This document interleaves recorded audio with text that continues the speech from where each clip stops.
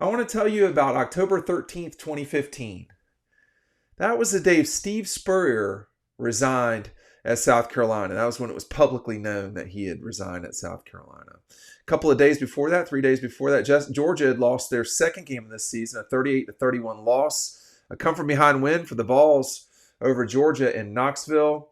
And it signaled the beginning of the end for Mark Richt, who had lost a week before to Alabama in a really big drubbing. Not a huge deal, but then losing to Tennessee, that was a problem. And at that point, people started looking around and seeing what was out there, and the race for the next football coaches at all these schools was about to be on. And before I go too long, I want to make sure that you're paying attention to the graphic down below. It's a What We're Hearing article. It's this premium article. You're not going to get this anywhere else, no matter how noisy my competitors are out there in the world. I talked to a lot of people this week about assistants at SEC schools, plural, insiders that have been around the SEC for a long time, and their view of the world on the coaching world that we're seeing right now, the silly season, as I call it, to borrow a NASCAR term, of what's going on out there. You can read this entire article. It's about 1,200 words for $1. Just sign up right down below. You'll get the next 30 days at Dawg Post included with that $1. And what I talk about is the landscape of things right now. Penn State, Arkansas, Florida, they've all fired their head coaches mid-season. It's not even Halloween. But in 2015, what happened was when Georgia looked unstable and South Carolina made their move, there were three coaches out there that people were paying attention to. One was the coach at Houston, and Tom Herman had been a very successful coach at Houston, beating Florida State and so forth, and beating Oklahoma, if I'm not mistaken. It had been a good time at Houston. There's another guy who had been successful at Mississippi State, getting them up, I believe, to the number one team in the country with Dak Prescott. That was Dan Mullen. And then an assistant coach at Alabama, who a lot of people felt like could be successful at the next level. His name was Kirby Smart, but he had never been a head coach before. So those three guys were out there in 2015. Fast forward 10 years later, there is no certain coach out there. There is no certain thing or another in the world of college football right now. That person isn't out there. And now we hear today that Steve Sarkisian is putting his name out there, according to Diana Rossini, who is, not an idiot and has not been for a long time. She's passing along that Sark's reps have, quote, let the NFL decision makers know that he would be interested in potential head coaching openings, including the Titans. Y'all, let's get into this right now. You can see it on the screen. I mean, I added that into this report, but there's way more in there. You can see from the beginning here. One insider told me, I was surprised Florida State didn't fire Mark Norvell after losing, talking about the game to Stanford. Everyone thought Auburn was going to make a change over the weekend, but they didn't. It's bad there. It's bad in a lot of places. But now Texas is getting involved in this whole thing. Everybody thought, as groupthink goes, of those of us in college football media, fans, boosters probably, decision makers, that Kirk Cinetti would be a person that could go make the move to go to Penn State and make that happen. No, Indiana locked him down. The conventional thinking for a long time in this part of the world is that Lane Kiffin would just go to Florida. That has been pushed back on pretty significantly by the people I talked to. I'll give you two quotes here. One insider told me, I think he's probably going to stay in Oxford. Another added, I'm not sure there's a better situation for Lane. Look at where Ole Miss was a week ago. Top five with everything in front of them. For their top five with everything in front of them there this season. You can win the national title at Ole Miss now. You could not say that before. Picture of Lane and Kirby after the game. And let me throw another thing talking about all of this in there, which is that I talked a lot this week to people about the Florida gig and what that's like. And again, this is in the What We're Hearing article. Here's one very, I think, putting their finger on it exactly, talking about Florida. These are people with, at this stage, decades of experience in and around the league. That person said, I'm not sure folks understand how different the Florida job is. It's a little strange, to be honest. It isn't Auburn, but it can be strange like that. Florida was so far behind for so long on a lot of stuff, and it finally caught up to them. Then they didn't recruit the way you have to, and there have been a lot of bad hires. Looking back on it, Dan Mullen wasn't so bad, not at all. And then another part about the Gators. Now, there's so much in here. I should have scrolled with it on the screen here, but Florida. Why did Florida get past? Here's the quote right here. This is someone who has been around the league for a while. I had not been in the swamp in like 20 years, and I went 2 years ago. The swamp hasn't changed much, and I don't mean that in a good way. Florida was light years away from everybody. They're trying to keep up, but is it too late? And they said, I'll add this. And multiple people said this in this way, this last part. Whoever Florida gets, you have to be fun to watch. You have to be fun to watch at Florida. The fans have been spoiled. Talking about the offense, not just the winning, but the offense too. It is quite a situation at Florida right now with what they're dealing with. It's a very fickle fan base. You can be fickle with our buddies at So Poly Outdoor Furniture. Again, and I'm going to do it on the screen right now for you. We're going to do this live.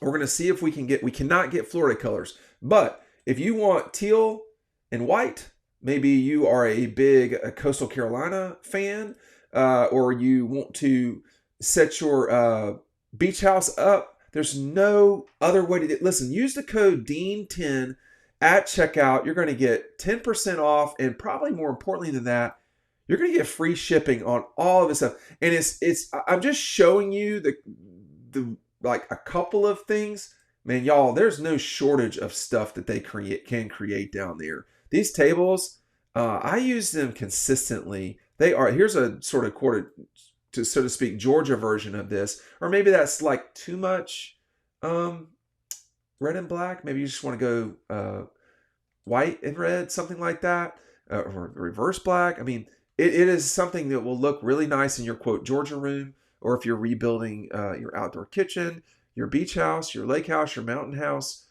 Make it look as good as possible this holiday season, and we're not too far from it, which is what underscores what's so nuts about all of this coaching stuff, is that Mike Norvell, Hugh Freeze, they might not make it to Monday. That is not out of the realm of possibility, okay? But Cignetti not going from Indiana to Penn State, I'm not quite sure what they do. There was a lot of unimpressive takes as it relates to hiring Nebraska's Matt Rule to go straight over to Penn State. I don't quite know what Penn State will do. I would frankly take a hard look at Clark Lee as well as Brent Key. I think Florida would benefit from one of those two. I think Penn State would benefit from one of those two. It's got to be the right fit. I've not yet talked about Brian Kelly at LSU. They have a huge game after I record this against Texas A&M at home. It is very possible that you could have Penn State, LSU, Florida, Auburn, all open this season. And what does that mean? I don't know. Does that mean that Lane skips the Florida job and goes and takes the Tech? I mean, I didn't mention Texas. There's a lot of instability out there right now. And I've not yet talked about Florida State, but listen to this quote. I mean, this is something else. Talking about a Florida State program that is in dire straits right now. I mean, it is not good down there in Tallahassee. Norvell has lost the locker room. This person that has significant ACC ties said to me. That person went on to say, things are not good there. It is, quote, juiceless. Yikes.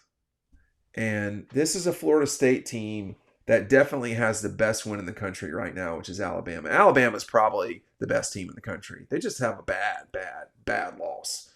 And, you know, I try to be as honest with y'all as possible. Y'all are important to me. And again, that's why, I mean, I'm only jumping around with this article, but it's something that you really need to check out. It's $1. Sign up today, and get the next 30 days. Get the rest of the season virtually for $1. Why not do that? If you're not a Georgia fan and you're just watching this, unless you're Indiana, unless you're Georgia, unless you're, I was gonna say Georgia Tech, but I don't know what Brent Key will do. I don't think he's itching to leave Tech, unless you're Ohio State, unless you're probably at this point Michigan. No one seems to be safe. Either you're in the situation where South Carolina is with Shane Beamer, where, like, I was talking with a South Carolina fan earlier today, and this is a reasonable person, and she's not an insider by any stretch, but she's been a Carolina fan her whole life, and she's like, it's bad right now. And either you're in that position right there where the fan base is upset with you, or people are looking at you to maybe replace things. You talk about South Carolina, it's hard not to mention Clemson. It is not a certainty that Dabo is the coach at Clemson in 2026. If he is, I would expect significant changes at Clemson on the offensive side of the ball specifically, if he's still there. But it's not a 100% thing as it probably has been, for 15 years. But these last couple of years have been a little bit tougher. And Clemson's not looking to change, okay? But you get the feeling from the way he's talked, from people that I know that are up there, that Dabo may be looking for change. Now, that change may be that he's looking for change in his own program. One person told me that's extremely connected at Clemson that, something's going to change in a significant way. And I believe that that's true. But that person's view of the world is it could be that he's not there, but if he is there, that there will be significant changes there.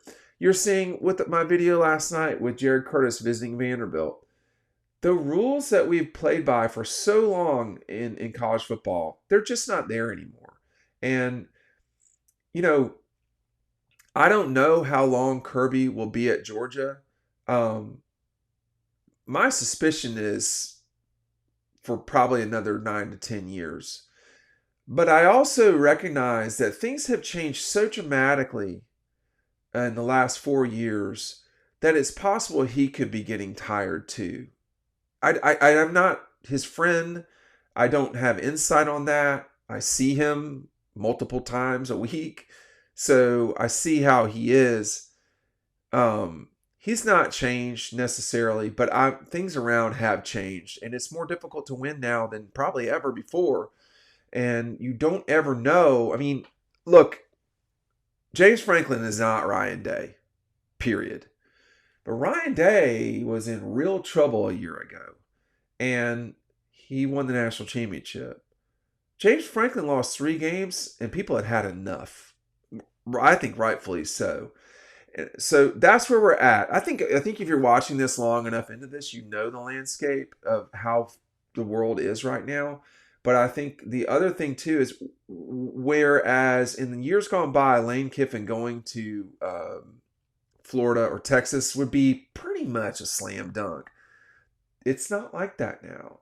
And whereas, Brent Key going to Florida or, wherever may have made a ton of sense, I don't know that we're going to see that this year. I just don't know that we're going to see that. And I think that that's the part in all of this that we need to monitor.